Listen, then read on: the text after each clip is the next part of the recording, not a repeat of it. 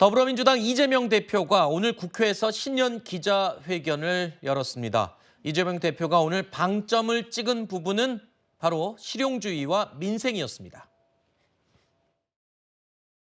성장의 기회도 그 결과도 함께 나누는 공정성장이야말로 실현 가능한 양극화 완화와 지속적 성장의 길입니다. 이념과 진영이 밥 먹여주지 않습니다. 검든 희든 지만 잘 잡으면 좋은 고양이 아니겠습니까? 탈이념, 탈진영 현실적 실용주의가 위기 극복과 성장 발전의 동력입니다. 회복과 성장으로 다시 대한민국, 위대한 대한국민은 다시 시작할 것입니다. 이재명 대표가 이 현실적인 실용주의를 통해서 성장을 강조했습니다. 그러면서 사실상 차기 대통령 선거의 밑그림을 공개한 게 아니냐, 대선 행보에 나서는 것으로 해석이 가능하다, 이런 의견도 나오고 있는데요. 자, 이재명 대표의 오늘 기자회견 내용은 앞으로 이 대선 행보에 나서는 큰 그림이다, 이런 해석입니다.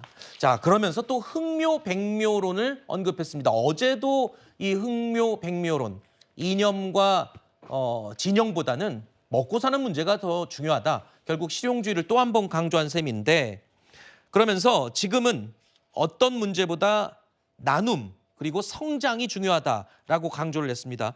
자, 이렇게 되면 지금까지는 뭐 계기가 특별히 없었습니다. 분위기도 어수선했고 대선 행보에 이제 슬슬 나선다, 이렇게 봐야 되는 거겠죠? 지금 뭐 밖으로 내색은 안 하고 있지만 이재명 민주당 대표는 조기 대선을 염두에 두고 대권 행보를 하고 있다고 봐야겠죠. 네. 최근에 6대 시중 은행장 만난 것도 같은 맥락이라고 봅니다.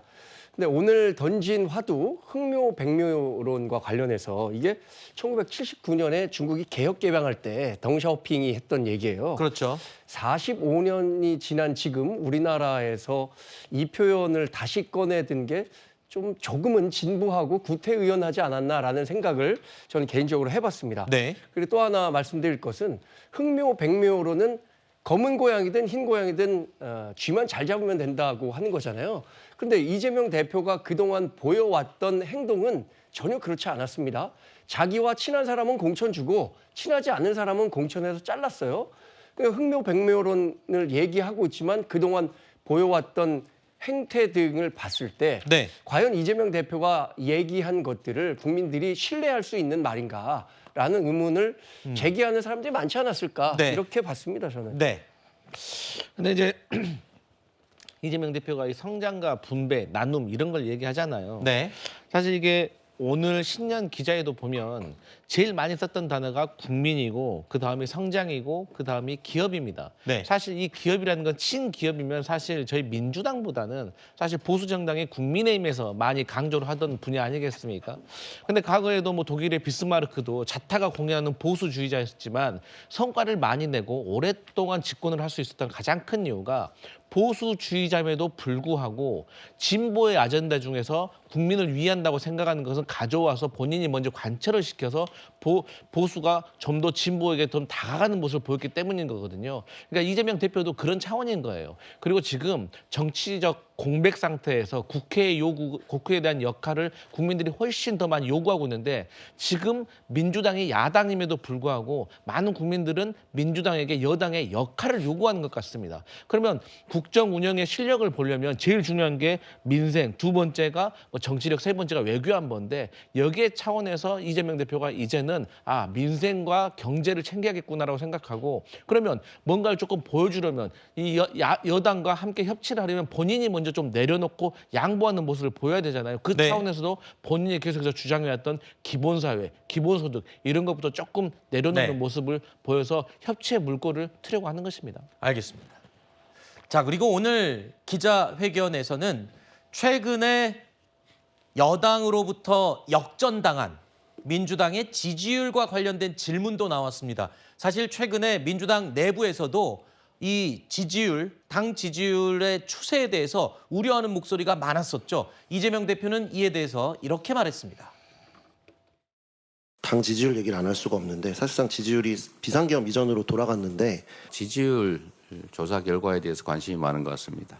뭐 그것도 국민들의 뜻이니까 저희로서는 겸허하게 수용할 수밖에 없습니다. 우리 국민들께서 이제 우리 민주당에 대해서 더 큰 책임과 역할을 요구하고 기대하는 것이 아닌가 이런 생각을 합니다.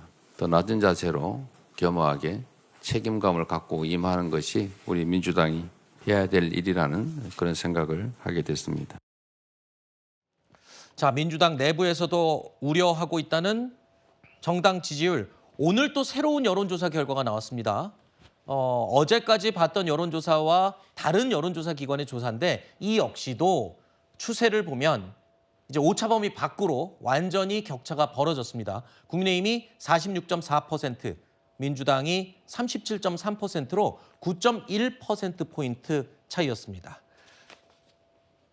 자, 하나 더 보겠습니다. 이거는 기존에 나와 있던 최근까지 어제까지 우리가 참고했던 정당 지지율 여론조사 추이입니다.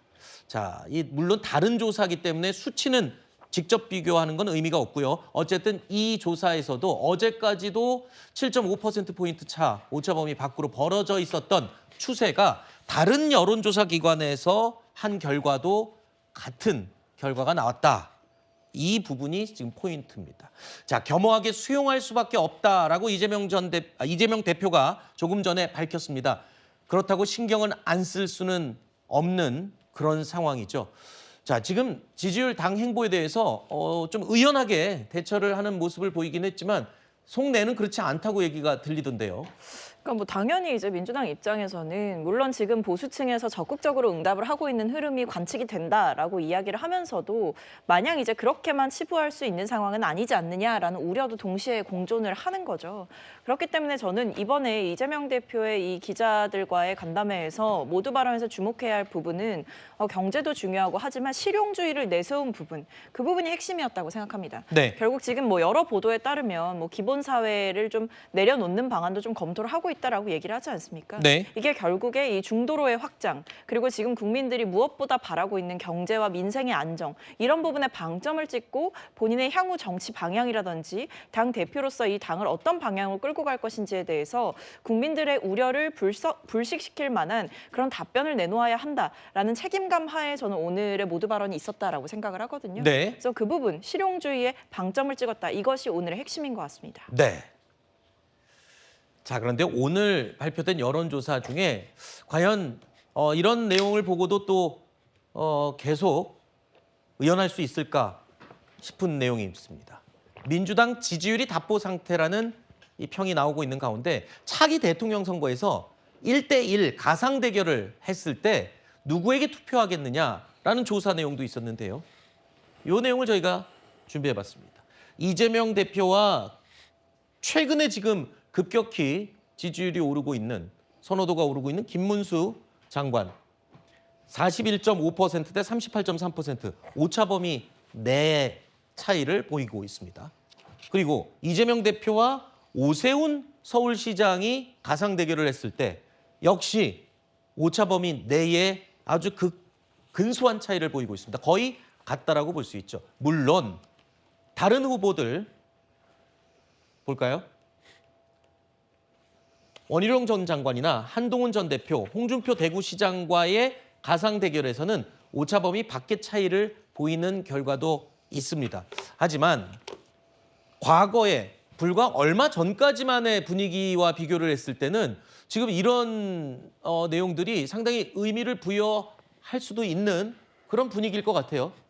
저는 그러니까 정당 지지율은 민주당 일각에서 자위하듯이 보수층의 과포집이다 이렇게 해서 넘어갈 수가 있어요. 네. 뭐 잘못된 여론조사다. 그런데 저렇게 이제 개인 대 개인의 대선 주자로서의 뭐 적합도 등의 여론조사 결과는 이재명 대표에게는 당내에서 심각한 도전을 받는 수치죠. 네. 그런데 한 20% 차이 정도 나는 수치로 이기게 되면 이 사법 리스크를 묵과할 수 있다는 당내 여론을 계속 끌고 갈 수가 있어요. 그런데 네. 그게 아니고 저렇게 심지어 역전당하거나 오차범위 내인 여론조사 결과가 잇따르게 되면 당내에서 이제 도전이 거세지게 되고 그 사법 리스크를 묵과할 수 있는 대중 지지가 안 보이는 거기 때문에 네. 상당히 위험한 상황이다. 그래서 아마 이재명 대표께서 신년 기자회견을 음력 신년 기자회견을 하신 거잖아요. 네. 때늦은 기자회견을 하시고 실제로 위기 때마다 보면 약간 우클릭을 하세요. 근데 지금도 보면 민간주도 정부 지원 이런 우클릭의 말씀을 하시면서 실제 법안은 그렇지 않다는 거죠. 문제는 법안을 보면 뭐 양곡관리법 이런 것들도 보면 이게 우클릭 법안은 아니잖아요. 네. 정부 재정이 많이 들어가는 돈이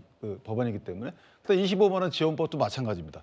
그다음에 지역화폐법도 마찬가지예요. 이런 식으로 법안은 행동은 다르게 하면서 실제 말씀은 또 저렇게 하니까 이게 이제 국민적으로 와닿지 않는 부분이 있고 결국 뭐냐면 여론조사의 결과를 조금 높이려는 당내용으로 저는 받아들여지고 네. 더군다나 이제 그 여당의 주자들과의 오차가 상당히 줄기 때문에 줄거나 역전을 당하기 때문에 이 부분은 당내용이다. 저는 그렇게 봅니다.